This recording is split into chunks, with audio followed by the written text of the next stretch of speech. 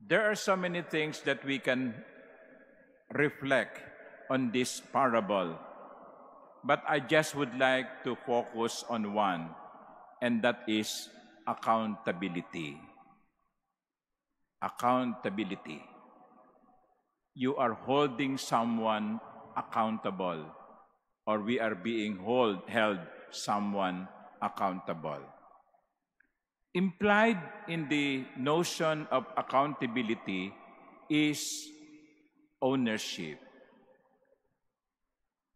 It determines who is the real owner.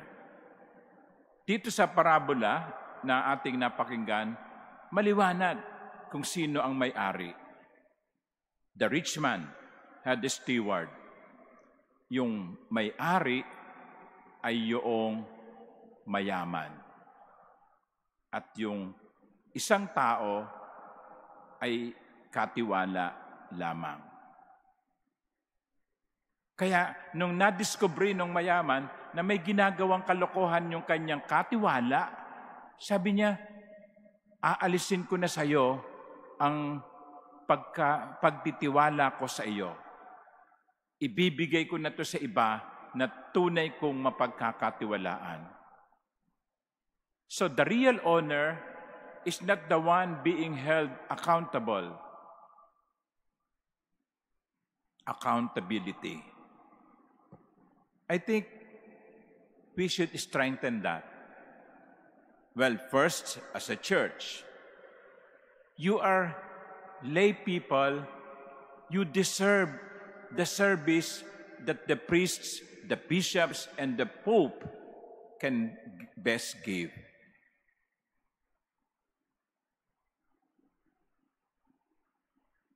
You can hold your parish priest responsible or accountable. You can hold me accountable. If I am not doing my job, if your parish priest is not doing your job, it is your right and you deserve to hold them accountable.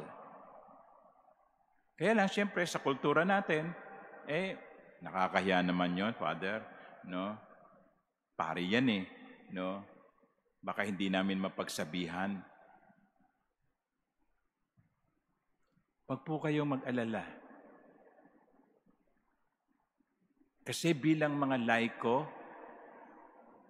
and the majority of the church membership is lay people, it is your right to hold the religious leaders accountable. Kaya kapag nakikita ninyo akong hindi na gumagawa ng aking tungkulin, lagi na lang akong wala, okay? Lagi na lang kung sino-sino ang nagmimisa dito, nasa si Father, nasa si Monsignor, wala no? Then, hold me accountable.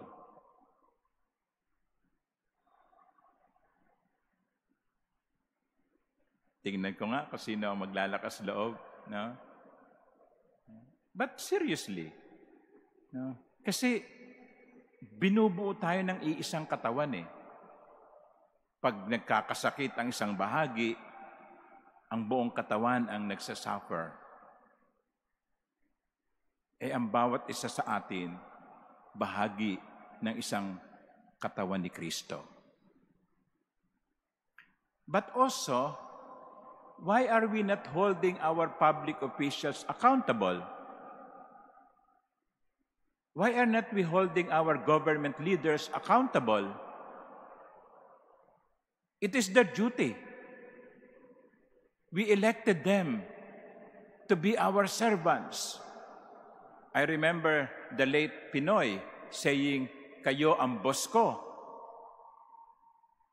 Which is true. Ang bayan ang boss. Pero bakit ang bayan ang nahihirapan?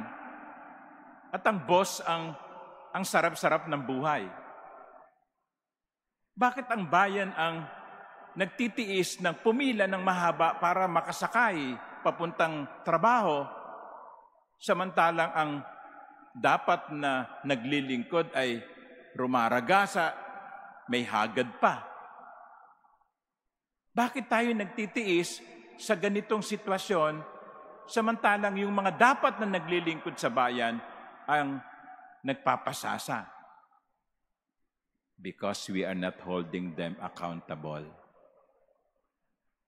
At ang minsan katwiran pa natin, pare-pareho lang naman yan eh. Pare-pareho lang. Parang tinanggap na natin na ganon. No.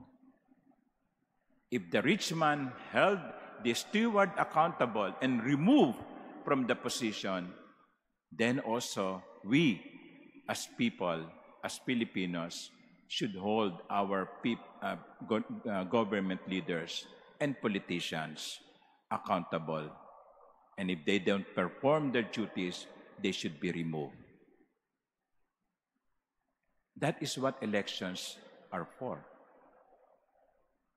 Every 3 years or every 6 years, they come to us nang liligaw, ang babait, namamansin, ngiti ng ngiti, sapagkat nililigawan ng ating boto. That is the time for us to assert our right.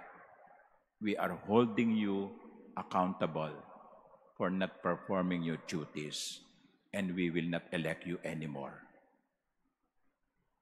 Sana po ganun, Nang sa ganun, hindi na lamang tayo paulit-ulit na ganito na naman, sila na lang ba? At anong nangyayari sa bayan? Wala. Meron ako nabasang article, ang sitwasyon ng Pilipinas sa karatig bayan, halos nasa hulihan na. Naiiwanan na tayo ng ating mga karatig bansa. Nakakalungkot, sapagkat hindi naman tayo ganito dati. Now, it is up to us. We are the masters. We are the rich men and women. We have the stewards. They are our stewards. Should we not hold them accountable? Sana po. Sana. Nang sa ganon, hindi naman tayo napag-iiwanan. Amen.